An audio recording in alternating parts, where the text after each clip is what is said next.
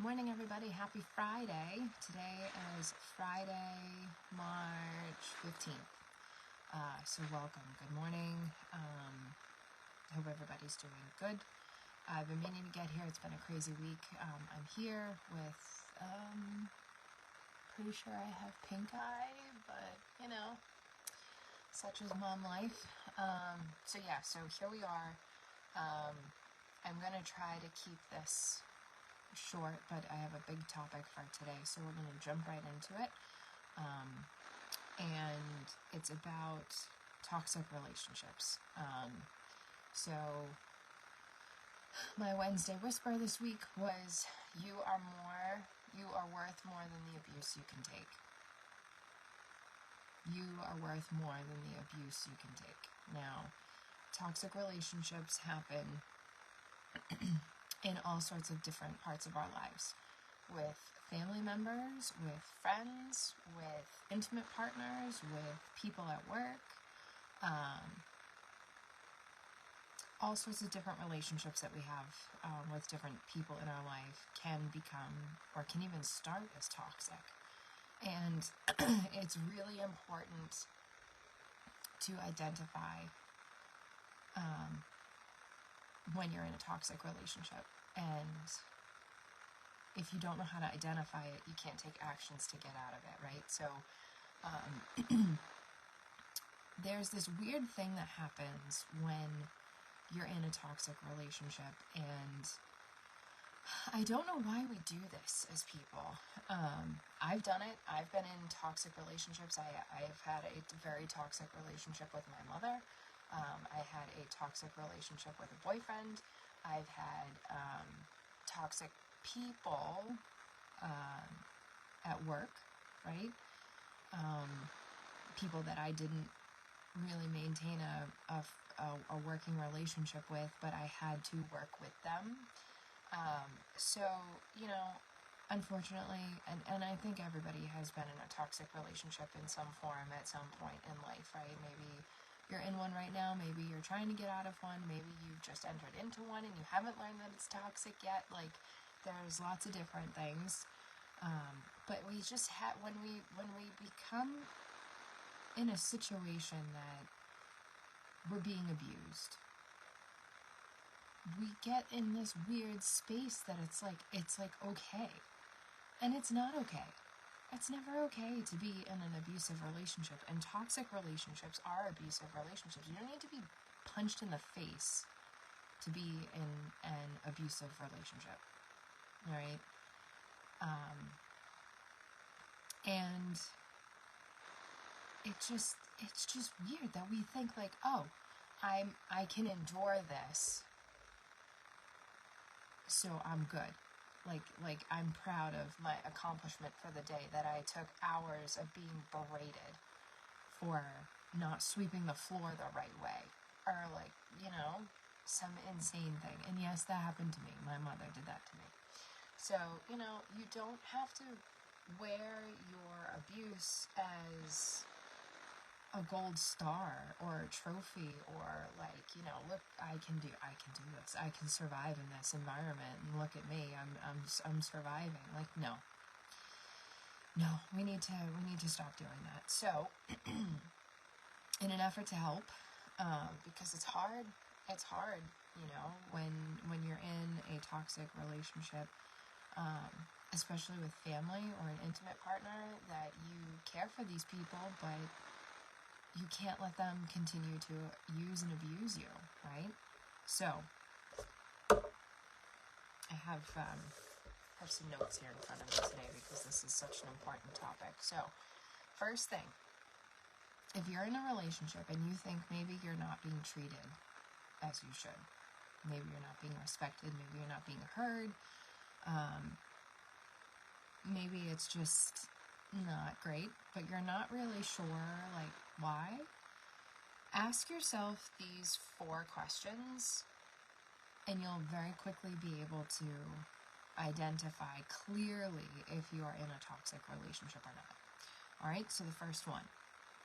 The other person in the relationship, your family member, your friend, your partner, your person at work, like whoever it is, do they bring you peace or do they bring you problems? All right, so quick example. You come home from work at the end of the day, and you come home to your husband or wife or, partner, whatever the dynamic is, and this person has dinner ready, and they have your favorite song playing, and they greet you with open arms, and they're so happy that you're home, and they missed you, and they give you a great big hug and a kiss. That's pretty peaceful, right? Now, you come home from work, and that same person is angry, hasn't done anything around the house to pick up, they haven't prepared dinner, and you walk in the door and they start yelling at you, demanding, why haven't you cooked dinner? Why isn't my dinner ready? What have you been doing all day? Now that causes a problem, right? So, again, do people bring you peace or problems? Really important to identify. The next one is also these are all very, very important. Does this person, when you win in life, when you have any accomplishment, anything that you're celebrating, right? Even your birthday, are they joyful? Are they in support of you? Are they lifting you up and cheering you on? Or are they envious? Every accomplishment I had, my mother was envious of. And that's really bizarre. It's really, really bizarre, because your parents should be your number one supporter all of the time. And when they're not, that's weird.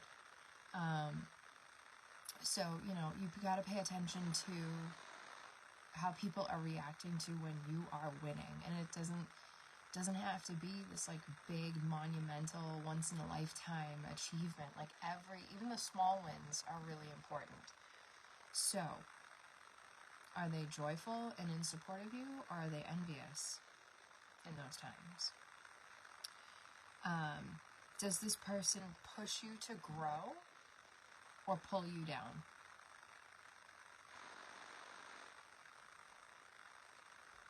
Are they pushing you to bring out the best that you can be? Do they see your potential, and do they push you to tap into it? Or do they see your potential and trying to prevent you from achieving what they know you can achieve, right? You gotta pay attention to these things. And then the last one, when there's some sort of conflict, right? There's some sort of disagreement, there's some sort of something like at work, you miss a project deadline, right? Does that person take responsibility? Hey, we're part of a team. Things just fell behind schedule. It sucks, but we're in this together, and we missed our deadline. Let's talk to the stakeholders and see if we can get another week to make this right and deliver. Or that's a good example of taking responsibility, right? Being a good team member. Or are they blaming you? Well, Amanda, clearly you screwed this up, and you're the reason that this is delayed and behind, and I had nothing to do with this, and you're a bad person to work with, and, and they just go on and on and on. And they refuse to take any responsibility, and they just keep deflecting and blaming you. So, when you think you might be in a toxic relationship, go through these questions, all right? Question 1, do they bring you peace or problems? Question 2, are they joyful or envious when you win?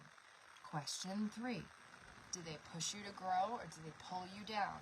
Question 4, do they take responsibility or do they blame you?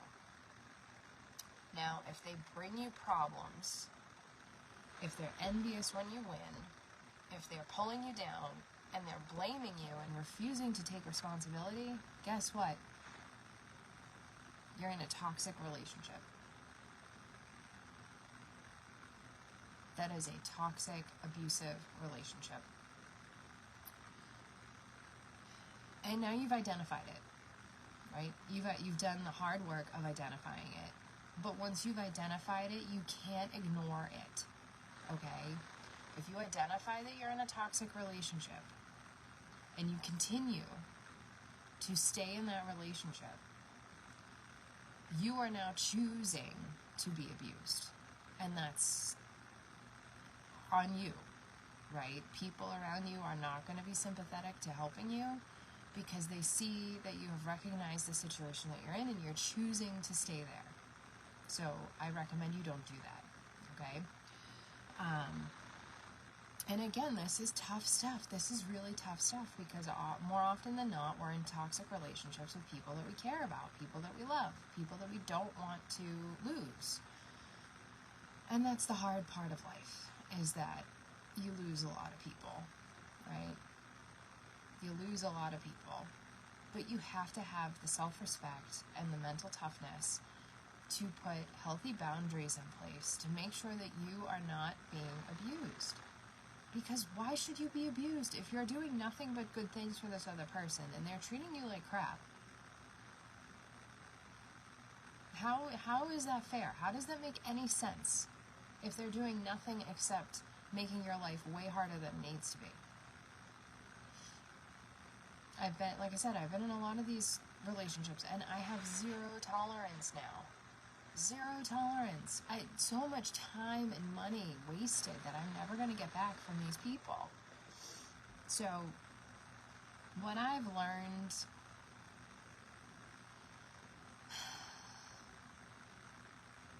toxic relationships, toxic environments, they change you deeply. And no matter how hard you try, no matter how many different tactics you use, different tools in your toolbox, like no matter what you try to do, you can't change it. These people don't want to change. These people enjoy treating you poorly. These people enjoy pulling you down and making you feel like shit. To them, it's a game. They don't care that you're upset. They don't care that they've hurt you. They don't care that they are exhausting you. Because at the end of the day, they're getting exactly what they want. You to do everything for them. You know? A toxic environment will deeply change you. And you cannot change the toxic environment. So once you've gone through these questions, once you've identified you're in a toxic relationship, once you've accepted that you cannot stay in this toxic relationship, and you realize that it's negatively changing you, negatively impacting you, there's only one thing to do, and that is to get out. Get out of the relationship. If it's a family member, cut them off. I have a lot of family members that are toxic that I've cut off and I don't talk to. If it's friendships, cut them off. It's up to you if you want to have a conversation with them about it, but you gotta let people go. You gotta let them go. You gotta let them know that their behavior is not acceptable to you, that you are not going to continue to be used and abused and treated poorly. And if you want to give them a chance to do better, to change, to prove that they can change is in actions, not words, okay? Actions. They need to demonstrate consistently that they are not going to treat you poorly. If you want to give them that chance, that's up to you. I don't give people chances anymore because I don't have anything left. If it's an intimate partner, get out. Get out. Do not spend another day with that person. And I know saying that is really hard. You might not have a place to go. Maybe you're financially dependent on that person, but make a plan to end that relationship and get out. So that way you can start to heal. And if it's something at work, there's different options there. There's different options. You can Depending on what kind of job you have, maybe it's easy for you to just quit and go work someplace else. If there's a lot of toxic people where you're working, I recommend doing that, looking for another job and switching. If it doesn't make sense for you to quit, work with your manager, work with HR, do what you have to do to advocate for yourself so that the toxic person at work is dealt with appropriately. And that's all you can do, right? That's all you can do. You have to be very, very strong. Advocating for yourself is very hard, especially when you've been in a toxic relationship for a long time, because you feel like you don't have any value. You're worn out, you're tired, and you feel worthless, right? You feel like, well, if this is the way they treat me, then this is what I deserve. And that is not true. That is not true. And this is a really important thing. I think people stay in toxic relationships a lot longer than they need to because they feel like they don't deserve better, or there isn't better out there. You know what's better? Being by yourself, being single, having a very small group of close friends that do respect your boundaries and do respect you as a person and love you for who you are and treat you right. There's nothing wrong with that. There is nothing wrong with that. You are worth more than the abuse you take. Don't be proud of how much abuse you can endure. There's no reason. There's no reason to. Recognize it and remove yourself from those situations as quickly as you can. And then take the time to just heal from, you need time out of those different environments to just repair and recover. And it takes time. And when you're ready, you can start building new friendships with new people. You can start a new relationship with a new partner. Can't really replace family with other family, but, friends become family sometimes. And that brings you more joy than your toxic family members ever have. I can attest to that. So yeah, this is tough stuff. This is big stuff. And it's hard stuff. But this is the most important. This is the most important. So, I'm going to leave you with that. And really, you can't... Why am I even saying any of this about toxic relationships? You cannot grow. You cannot thrive as a person. You cannot cultivate a positive mindset. You cannot be the light and be the brightness for those around you if you're being used and abused. Because your shine, your light is being stifled because you have these toxic people surrounding you. So you need to break free from all of that so that way you can be amazing and shine brighter than you ever thought you could, So that's why I'm saying this, because if you're trying to cultivate a positive mindset, it's really, really, really hard to do when you're treated like shit all the time, and you're told that you're shit all the time. So, recognize it, identify it, make those tough changes to get out and get away from it, alright? And then heal and recover, and then you can start shining bright again. Alright? So it's Friday. Have a fantastic rest of your day. I'm going to go and put some more eye drops in my eye. And, still, pretty busy here, but I will try to be back next week with some more good topics to keep us growing and keep us thriving together. All right? Well, put in the hard work. Recognize the relationships that you have. Make those changes. And we're all here to support you. All right, take care. Have a great Friday. Have a great weekend. And I'll see you soon.